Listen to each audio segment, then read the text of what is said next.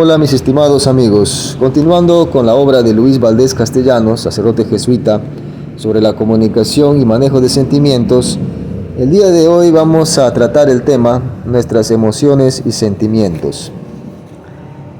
En el proceso de conocernos a nosotros mismos, tenemos que aprender a ser muy abiertos para aceptar todas nuestras reacciones emocionales. Y ante todo, debemos aceptar que nadie puede causar emociones en los demás, aunque nos sentimos mejor culpando a los demás de nuestras emociones. La verdad es que tú no me puedes hacer nada, solamente estimulas o despiertas las emociones que tengo adormecidas dentro de mí. La distinción entre causar y estimular es importante.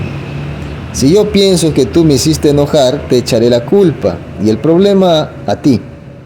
Así, me voy enojado, sin aprender nada de mí y pensando que tú estás en el error porque me hiciste enojar.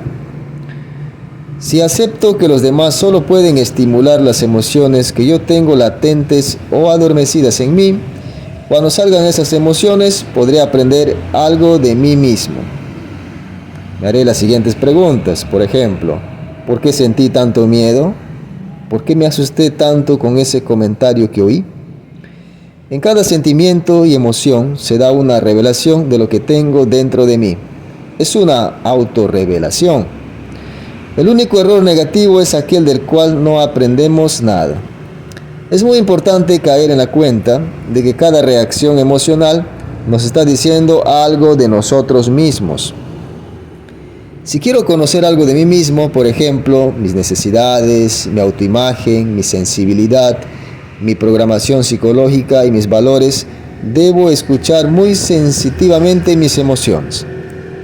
Las emociones son como esos témpanos gigantes de hielo que flotan en el mar. El 90% del témpano de hielo está bajo el agua y no se puede ver, solo se ve el 10%, o sea, la punta.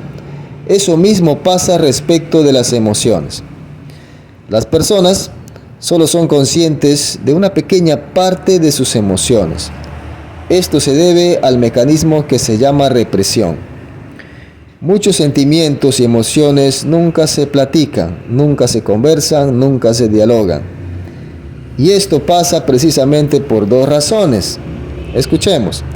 La primera razón es porque hay la duda de si los demás nos podrán entender. Y segundo, es por el temor de que la confesión de mis sentimientos sea usada en mi contra. Por eso hay que tener mucho cuidado con quién dialogamos, con quién conversamos y a quién le abrimos nuestro corazón. Desgraciadamente, las emociones reprimidas no mueren. Están como encarceladas en un calabozo, pero vivas, y tienen influencia en toda la persona. Por ejemplo, una persona que reprime sentimientos de culpa está siempre, aunque lo hace inconscientemente, tratando de castigarse a sí misma. No se permitirá nunca el éxito o el gozo sin dar explicaciones. Los temores y la ira reprimidos se pueden convertir físicamente en insomnios, dolores de cabeza o úlceras. Si tales temores o enojos hubieran sido conscientemente aceptados y platicados con detalle a otra persona de confianza, no se transformarían en insomnios o dolores de cabeza. ¿Cuáles son las razones por las que reprimimos o enterramos las emociones y sentimientos que nos disgustan? Vamos a desarrollar ahora algunas razones por las que reprimimos nuestras emociones y sentimientos. La primera razón es porque desde pequeños nos enseñaron a hacerlo. Nuestros padres, por usar una imagen, pusieron un chip en nuestro cerebro. Y ese chip constantemente está repitiéndose. Por ejemplo, un niño que crece en una familia donde hay muchos pleitos, más fácilmente expresará sus sentimientos fuertes de coraje. Pero, a la vez, va a reprimir, va a enterrar ¿qué? Los sentimientos más suaves, por ejemplo, la ternura, la compasión, etc. Otra razón por la cual reprimimos o enterramos las emociones y sentimientos es que juzgamos las emociones. Dependiendo de la educación que recibimos, tratamos de juzgar a ciertos sentimientos como malos y a otros como buenos. Por ejemplo, es bueno sentir gratitud, pero es malo sentir coraje. Tontamente, los padres les dicen a sus hijos: no debes sentirte triste o no tienes derecho a sentirte así. Otra razón por la cual reprimimos nuestras emociones y sentimientos es el conflicto de valores. Un ejemplo: si es muy importante para mi identidad ser muy hombre, ciertos sentimientos me parecerán peligrosos para mi imagen, el llamado machismo de nuestro tiempo. Tendré que sepultarlos para reservar mi masculinidad. No puedo aceptarme débil porque va contra mi hombría. Los sentimientos enterrados son como las personas rechazadas. Nos pueden hacer pagar un precio alto por haberlas rechazado. El daño verdadero de la represión de los sentimientos es que el proceso de crecimiento personal se viene abajo, al menos temporalmente. Lo que la doctora Isabel Kubler escribe sobre la aceptación de la muerte se puede aplicar para la aceptación de uno mismo y de las realidades difíciles de la vida. Ella afirma que el paciente al que le dicen que va a morir atraviesa por varias etapas hasta que llega a aceptar su muerte. La primera etapa es la negación, cuando dice no, yo no. La segunda etapa es el coraje y la indignación, cuando se hace las siguientes preguntas: ¿por qué yo? ¿Por qué no un drogadicto o un ladrón? La tercera etapa es la negación o el regateo. Si yo, pero quizá, se quiere hacer pactos con el doctor, por ejemplo, cuando dice ya no voy a fumar, o también un pacto con Dios, por ejemplo, cuando dice iré a misa todos los domingos. La cuarta etapa es la resignación con depresión.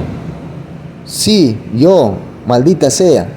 El paciente pasa por una etapa de tristeza y de renuncia silenciosa. Enfrenta el hecho de la muerte con más realismo.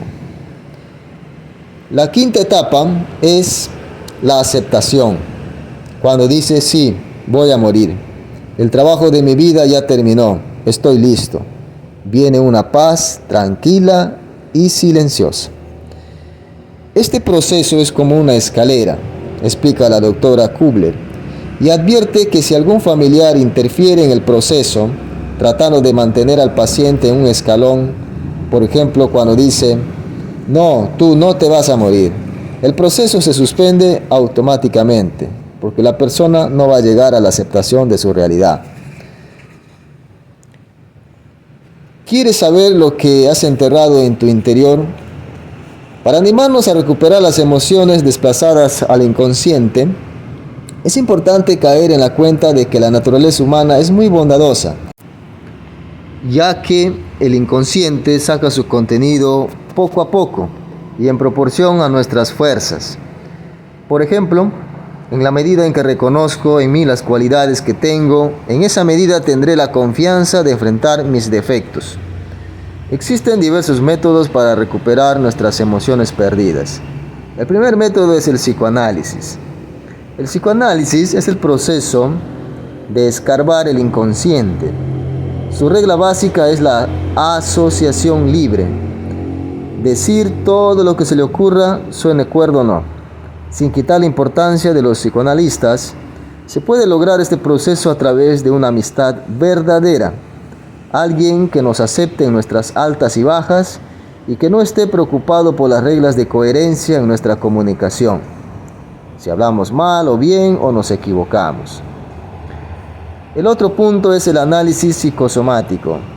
Es una teoría del Dr. Hendlin que afirma que todas las emociones reprimidas repercuten en algún síntoma físico como la tensión, el cansancio, los dolores de cabeza, etc. Con esa técnica, uno empieza a ser consciente de las reacciones físicas producidas por la represión de emociones. Por último, también el siguiente método para recuperar nuestras emociones perdidas es el análisis transaccional, creado por el Dr. Verne, que piensa que el punto de partida de la terapia son las transacciones o interacciones de las personas dentro de un grupo. Este método lo popularizó el Dr. Harris y admite que, aunque somos influenciados profundamente por los demás en nuestros primeros años de vida, somos capaces de liberarnos de esas influencias. Bien, hasta aquí llegamos entonces y que tengas un gran día.